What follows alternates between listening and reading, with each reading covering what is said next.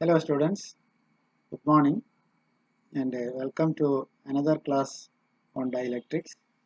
In the last class we have seen a parallel plate capacitor filled with a dielectric, and we have obtained the result that the capacitance is increased epsilon r times when the space between parallel plate capacitor is filled with a dielectric of dielectric constant epsilon r. Epsilon r is also called relative permittivity. Now we will see the effect of dielectrics on Gauss's theorem. Here, in addition to the usual charges, we have got a bound charges also. In Gauss's theorem, integral E dot n ds over a closed surface is equal to 1 by epsilon 0 times charge enclosed by the closed surface. But here, both the usual charge and bound charge, that is induced charge, also will come, because in a dielectric we can have polarization, we can have induced charges. So let us see how this Gauss's theorem will be modified in the presence of a dielectric. For that, let us consider a parallel plate capacitor with and without a dielectric. That is shown in this diagram. This is the capacitor plate which I have drawn with increased size. So the plate is shown here. This is one plate and this is the another plate. When capacitor is charged with a charge Q and minus Q, these charges will appear on the inner side of the plates. Why they go to inner side? Why they do not distribute on all sides of the conductor plate? That is because of a force of attraction between positive and negative charges. So because of the attraction, all the positive charges will come on the inner side, and negative charges also will come on the inner side. So this is the capacitor without any medium between the capacitor plates. Suppose in this case the field is E0, so this is E0, and let us apply Gauss's theorem in this case. For that we should consider a Gaussian surface, which is in the form of a cubical box shown here. One surface of the box is inside the capacitor plate or inside this conductor, and the other is the surface opposite to that is in between the capacitor plates, that is in the space in between the capacitor plates. Now if we apply Gauss's theorem on this cubical surface, then you will get integral over S, that is the surface of the cube, E dot n ds is equal to 1 by epsilon 0 times charges enclosed by the closed surface, and that is equal to Q here. Now let us evaluate this integral, and the integral over the surface inside the conductor will be 0, because we know that under static condition electric field has to be 0 inside a conductor. So here E will be 0, and here the field is E0. So E0 dot n cap. N cap is the outward going normal. They are having same direction.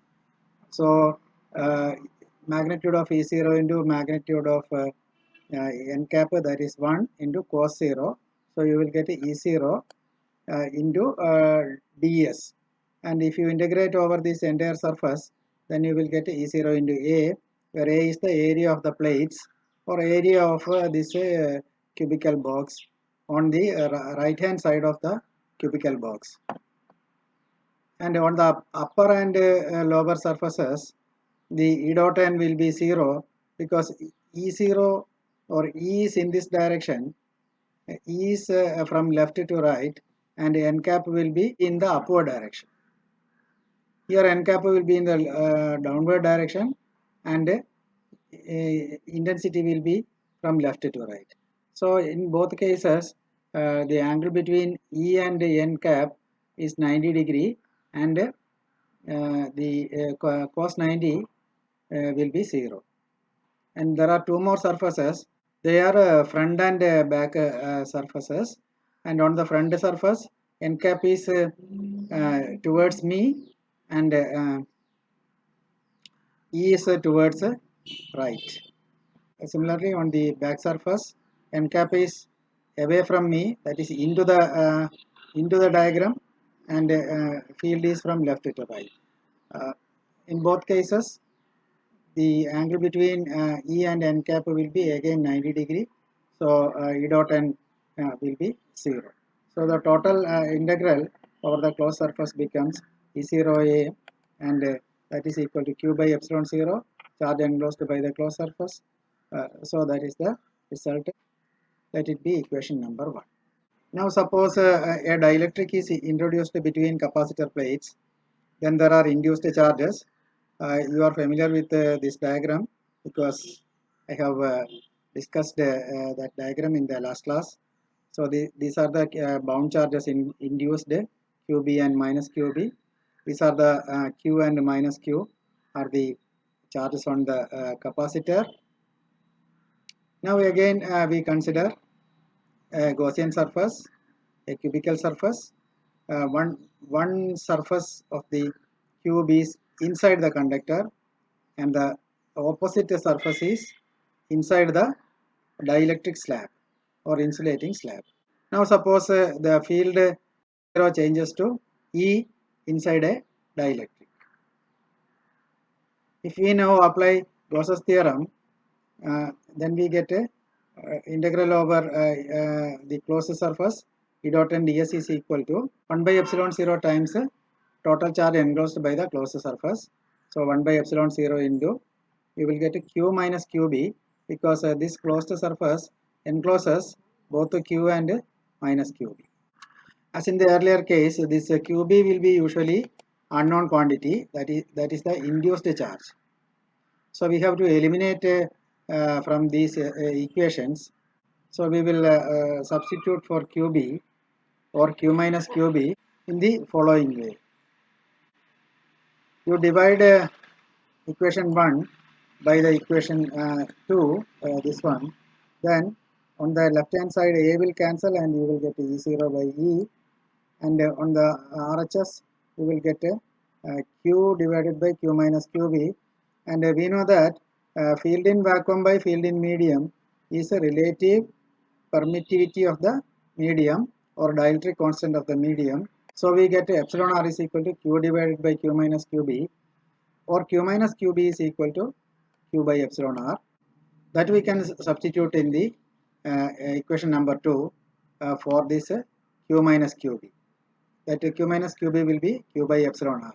If you substitute that Q minus QB, then we will get a Q by epsilon 0 epsilon r is equal to integral E dot n ds. That is written here. So integral E dot n ds is equal to Q by epsilon 0 epsilon r. Now this equation does not contain any dimensions of capacitance or any property of the capacitor, or no property of capacitor is contained in this equation. So we may take this equation as true for any type of situation and for any type of Gaussian surface. So we may replace this Q by sum over Q on the RHS. So this is the generalized Gauss's theorem if you consider a medium having dielectric constant epsilon r. And you can replace also this epsilon 0 epsilon r by epsilon. Epsilon is the permittivity of the medium. So the equation is applicable for all types of medium, even including vacuum, because in that case epsilon will be equal to epsilon 0.